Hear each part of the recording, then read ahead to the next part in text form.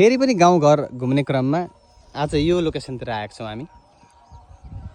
यो कुन लोकेसन हो तपाईँलाई म लास्टमा जानकारी दिनेछु। हेर्नुहोस्, अहिले गहुँ पाक्ने सिजन छ। गहुँको बाला मजाले लागिरहेछ। गहुँ पाक्न लाग्दैछ अब केही समयपछि।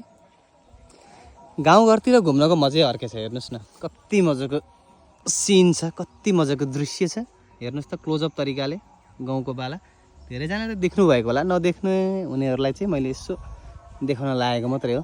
एउटा किरा पनि आएर बसेछ यहाँ। यसलाई यसो तरिकाले मिलाएर हल्लाइदिएर मैले झारिदिएँ। यहाँ एकजना हाम्रो दाजु यहाँ यसो काम गर्दै हुनुहुन्छ। उहाँलाई म यसो यहाँ गहुँको बारेमा सोध्दैछु। अनि दाजु सन्चै हुनुहुन्छ? सन्चै। अनि यो गहुँ अहिले अब यता कहिले पाक्छ? अब 10-15 दिनमा। 10-15 दिनमा पाक्छ। ए अनि तपाईँ अहिले काम गर्दै हुनुहुन्छ? हजुर। निकै मेहनती दाजु हुनुहुन्छ हाम्रो। ल धन्यवाद तपाईँलाई।